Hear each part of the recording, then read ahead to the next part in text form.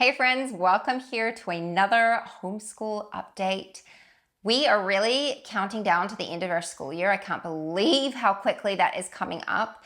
But in today's video, I want to chat to you about how August went for us. We finished up our fourth homeschool term of the year, and I had to kind of claw myself out of a pit of near burnout. Not quite burnout, but getting close. So let's chat about that and some things that I found helpful and some things I learned along the way. Hello there and welcome to my channel. I am Christine, a homeschooling mama of 3 kiddos. My kids are all getting older and it's going by very, very quickly. And August was our last month of winter. I'm saying was, it's actually still August when I'm filming this, but it's nearly September. It is nearly spring. We're almost out of the winter stage. It actually feels very spring-like at the moment, including the pollen. I went outside to garden the other day and I had like black gumboots and I went to put them on and they were covered in this powder and it was pollen. My black gumboots were yellow with pollen. It's been bad this year. But August was a full month for us. I had some really exciting things happen, not just like homeschool related, but exciting stuff happen. And I was also super close to burnout, like really, really close to burnout. I'm going to chat about what that looked like and how I was able to get out of it, because I am getting out of it slowly. I feel like this week is the first week that I felt a lot more like myself in about a month. So let's talk about some fun life updates, because that was kind of like the highlight of August. And before I jump into that, I just want to thank today's sponsor of this video, Foundations of Homeschool. You guys have seen me share her reading curriculum, The Art of Reading. So let's chat a little bit about that now. One of the curriculums that we've really enjoyed using this year is The Art of Reading. My daughter needed a lot of extra practice with learning to blend, and she is thriving using this program. It has been such a blessing to see her confidence grow and to see her enjoying her reading lessons and wanting to do them every single day. For me, the real game changer has been how simple and straightforward it is to teach. It comes as a PDF, but the value is not found in its format, it is found in the content. This is a phonics program that so many of us have been wanting for years. And honestly, it's completely unique to any other phonics program that I've ever tried, and I have tried a lot. However, I do want to be clear that if you are looking for a free or cheap phonics program, this is not it for you. If you want a mastery-based, all-in-one, complete phonics program, then The Art of Reading is absolutely what that is. The Art of Reading delivers results and it is worth it. Think of it as Math with Confidence meets Beast Academy, but for phonics. For us, getting enough practice in before moving on has always been a sticking point. But with The Art of Reading, it's been such a good, gentle build on mastering all of those concepts. The lessons are short, open and go, and really simple to implement. What I love is that it is all contained in one book. You don't have to keep track of a bunch of moving parts. You can just sit down and do the lesson with your child. And it's made teaching phonics really, really simple. So if you've already grabbed the free trial, don't wait, go ahead and get the complete stage 1 of The Art of Reading. It has got everything you want in one place, and it has been such a blessing in our home. You can use my link in the description to check it out.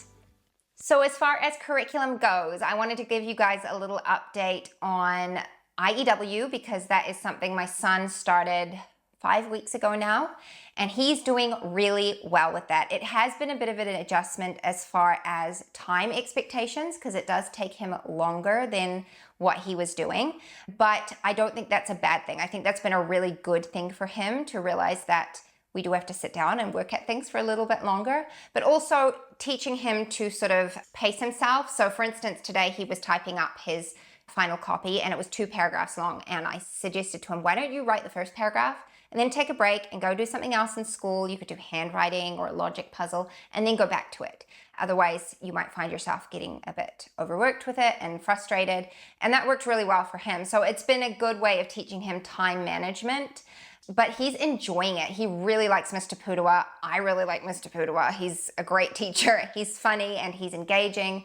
And yeah, it's worked really well in our school. I didn't think it was going to work so well just yet for his age, but so far I'm happy with it. And I love that there's so much flexibility in the schedule so that if we need to take a bit longer on a week's worth of work, that's okay. We can take longer. We've got plenty of time.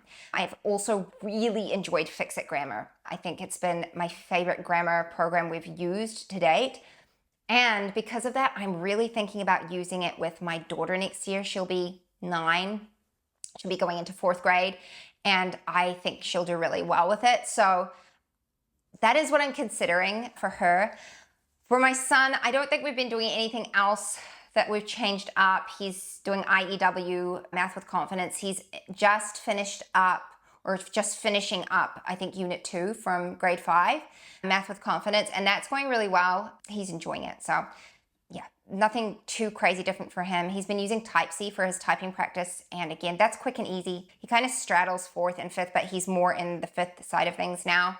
My daughter is in 3rd grade, and she's been doing well too. She's using Math with Confidence, 3rd grade. She's just finished up Unit 8, I think, or Unit 9. I think she finished Unit 9. So she's tracking really well with that. Her English, she's just about to finish All About Reading level 3. And actually my son is like super close to finishing level 4. So she's just about finished level 3. I plan to just roll on over into level 4 with her and continue with that. And then I have been thinking about her language arts for next year because I don't want to overload her. I want her to still get through All About Reading and for that to be her main focus. But I think adding in Fix It Grammar is very doable. I also want to add in some literature study for her, but I want to keep it pretty light. So I looked online at a lot of different things. A lot of literature stuff has a lot more language arts in it and isn't just strictly literature. And then most of the literature booklets are just like boring, black and white, fill in the blank type things, which I also didn't want. I wanted it to be fun and engaging. Like, think like The Good and the Beautiful layout, like the beautiful graphics. I wanted that, but I also wanted it to be literature specific. And I wanted to be able to pick like the books that I wanted her to do. So I think I'm gonna make them. I'm gonna make some literature study guides. In fact, I think, I'm actually already started on one. So I've got 4 books that I just picked off my bookshelf that I'm gonna have her do for next year. And they're not necessarily like 4th grade reading level. They're a bit easier than that. But I would rather it be light and her like learn than like just constantly push her all the time, because she'll be reading more challenging books in other areas. This is more about like studying the literature and analyzing it a little bit more. But I want it to be bright and colorful and beautiful. So I will share those resources most likely as something you can purchase through my store if I get there on time. But I do have plans to do that. So I think it will be pretty achievable to do what I want to do. And I might do the same for my son as well with some books that I've got on my bookshelf. And I'm just trying to work with what I already have. I don't really want to purchase any new books because I already have got quite a few. So I'll let you know how it goes and I will share as that happens. My youngest daughter, who is in 1st grade this year, she is really doing well. I feel like the first half of the year was hard. A lot of character training things, but also just learning. She wasn't clicking with certain stuff and it's starting to really click now, especially with math. She is doing so well with her math, and I just love that it's called Math with Confidence because that's exactly what I see in her. She's so much more confident with her math because she understands it and her brain is really clicking. So we went from using the 10 frame and the blocks to do addition to her like having the 10 frame and having some of the blocks, but then like adding up the rest without the blocks, to not having any blocks and just using the 10 frame and mentally being able to see what's there and adding it. And then now she's starting to do some without even using the 10 frame at all. So that the progression is so cool to see and understand how it works, and the method behind it all is brilliant. I've got 3 kids using Math with Confidence. They're all on different levels. They're all different learners. They all have different strengths in math, and yet it's working so well for all 3 of them. So I do really recommend it, and I'm not being paid to say this. I've never actually received any money for Math with Confidence. Kate has been super kind to send me the new levels as they're released, and I tend to do a video just sharing that because I would have purchased it regardless. Like, you can look on my homeschool budget. I actually have it written down there and how much I estimate it's going to cost and all that. This is something that's just worked very, very well in our home. And I'm sad to think that next year we're going to do the last grade available, which is going to be 6th grade when it's released next spring in the States. And then I have to consider what we're going to do after that. And I have already been looking and trying to figure out what I want to do. It's almost certainly going to be an online option with a workbook component. So I'll keep you updated on what I'm doing with that as the time comes. It's still a while away, but definitely got my finger on that and considering all the things. But regarding my daughter, she's doing super well with Math with Confidence, 1st grade, and she's using the art of reading for her reading, like exclusively. That's what she's doing. And then we started using their handwriting as well, and I actually really like their handwriting. It is different to any handwriting that I've used before, and it's lots of fun. She's very much enjoying it. And this is coming from somebody who I've always loved the Good and the Beautiful handwriting. My older kids use that. I don't have anything negative to say about the Good and the Beautiful handwriting. I really like it, but I'm liking this one better. She's only released level K at the moment. She does have release dates on her website for the other ones, but so far I'm really enjoying that. And my daughter, we're doing like 2 pages a day because she enjoys it so much. And it is one that I sit with her and make sure she is forming her letters correctly as she's doing them.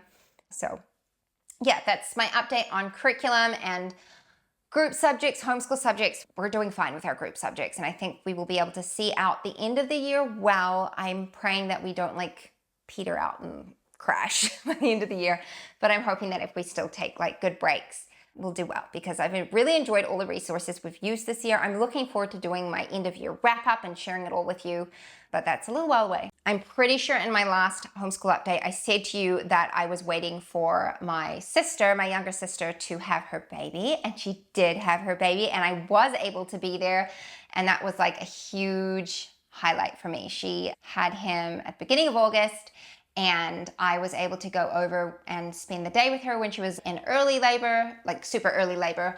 And then that night things picked up and we were awake at 2 a.m. and he was born the next morning at 9:30 something, 9:30, 9:35, something like that. I was able to be with her the whole time. I was there with my mom and my sister's husband as well. And it was very, very precious. She had a bit of a rough go of it near the end because her little cheeky boy decided to turn posterior.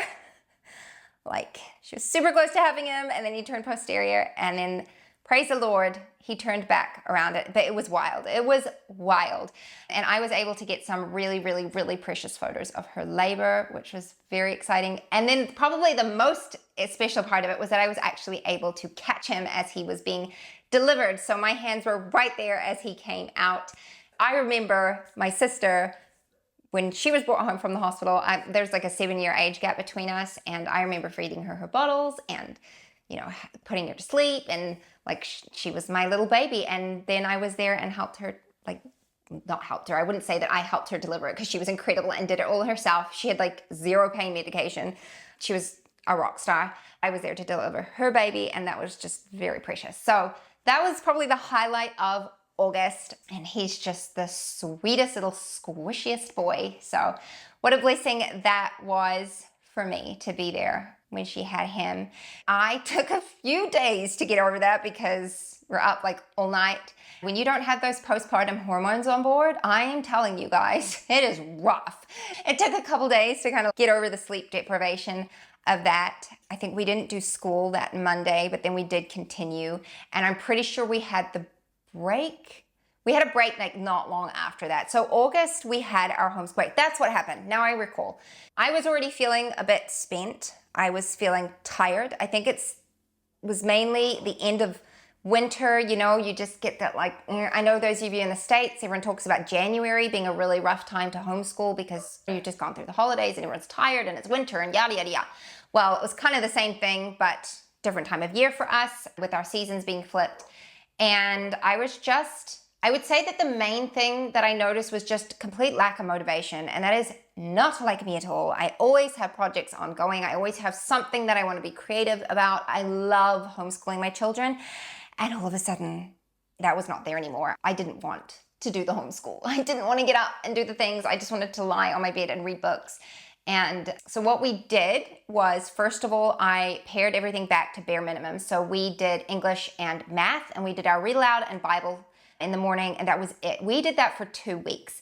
And it was really good. It was exactly what we needed to do. I don't think I've ever done that before, except for maybe when we moved house, we did that for a little bit while we were packing and everything.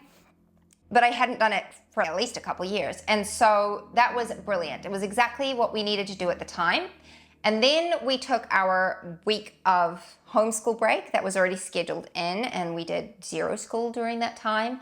I worked on refinishing a bed for my son. We got a new to us bed. It was built by his great grandfather like 60 odd years ago. Beautiful bed, just needed some tidying up because it had faded and stuff. So I worked on refinishing that during the week, and I still felt pretty tired even after that week. And I was like, I am not looking forward to school on Monday. Like, how am I going to do this? I ended up being a bit sick over the weekend, and then we started school this week, and I tell you, it's been brilliant. I have enjoyed it so much, and I think that what I actually really needed was to get back into routine and having a schedule, and that's actually where the fatigue was lying at that point, was just not having a set schedule day to day.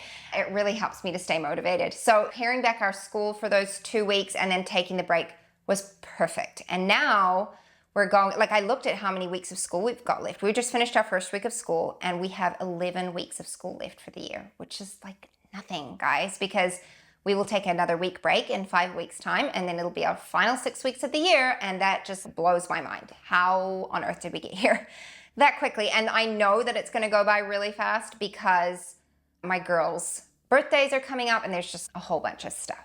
So thank you for watching. If you do have questions about anything I shared today, go ahead and leave them down in the comments below. Please be sure to check out The Art of Reading. That is linked down below.